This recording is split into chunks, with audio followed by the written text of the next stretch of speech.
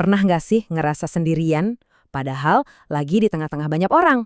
Nah, hari ini kita bakal bahas tentang sebuah persahabatan sejati yang justru lahir di saat-saat paling gelap. Sebuah hubungan yang ya nggak akan lekang oleh waktu dan keadaan. Yuk kita mulai bahasannya.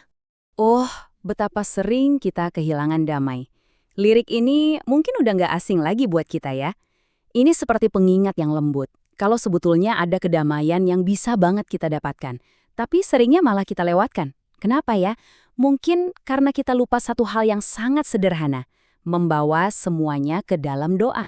Tapi gimana kalau saya bilang, lagu yang begitu menenangkan ini ternyata lahir dari serangkaian tragedi yang, wah, nggak terbayangkan.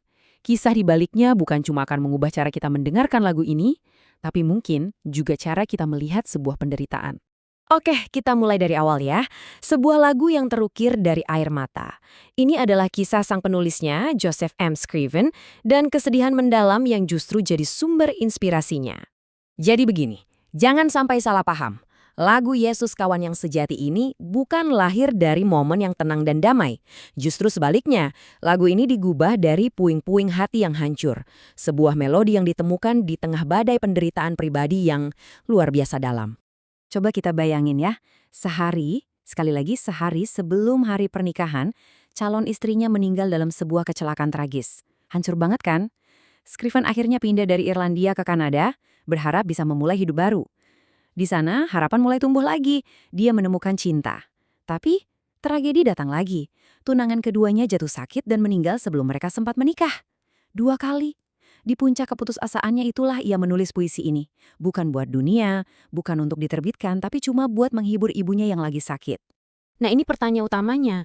Gimana bisa penghiburan yang begitu dalam, begitu indah, lahir dari rasa sakit yang gak terbayangkan? Jawaban yang Scriven temukan di tengah kegelapannya bukan cuma mengubah hidupnya, tapi juga jadi warisan yang berharga buat kita semua. Jawaban pertama yang dia temukan membawa kita ke bagian selanjutnya. Dia nggak sendirian. Dia menemukan seorang sahabat yang benar-benar mengerti, dan penemuan ini mengubah segalanya. Ini dia penemuan pertamanya yang mengubah segalanya. Dia sadar kalau dia nggak perlu menjelaskan rasa sakitnya. Dia sadar bahwa Yesus memahami setiap detail kelemahan dan pergumulannya. Jadi ini bukan tentang sahabat yang jauh di atas sana, tapi sahabat yang ada di sini, yang beneran merasakan apa yang dia rasakan. Dasarnya ada di kitab Ibrani, yang bilang kalau kita punya imam besar yang bukan cuma simpati, tapi benar-benar turut merasakan kelemahan kita. Dia pernah ngalamin godaan yang sama, pernah ngerasain beratnya jadi manusia. Artinya apa? Dia beneran ngerti. Gak ada yang perlu kita sembunyiin. Lalu, gimana caranya kita bisa mengalami ini? Kuncinya ada 3. Pertama, kita harus berani membawa semua masalah kita pada Tuhan. Nggak usah disaring-saring.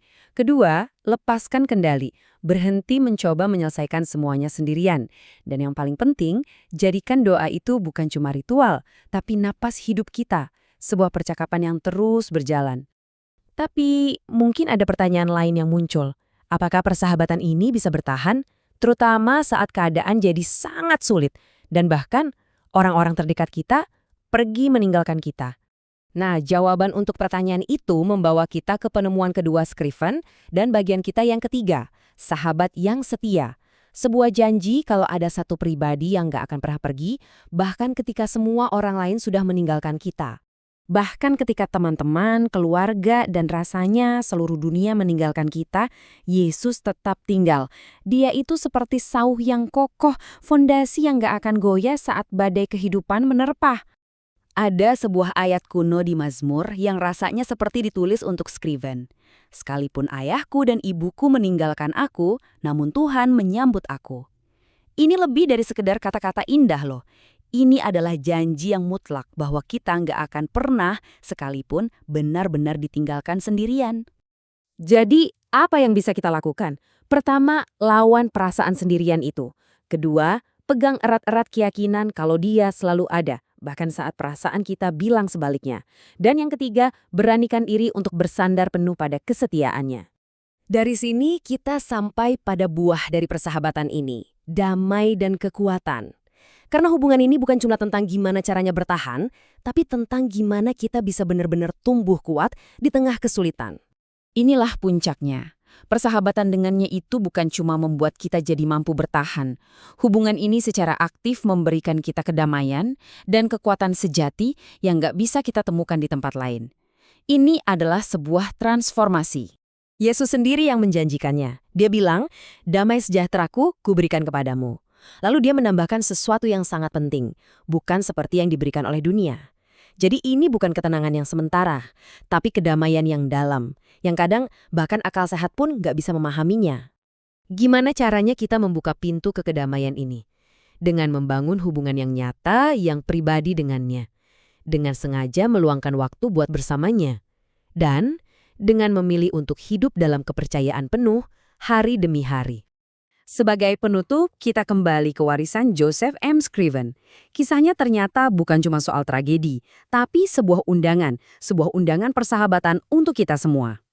Hal yang paling luar biasa dari kisah Scriven itu begini.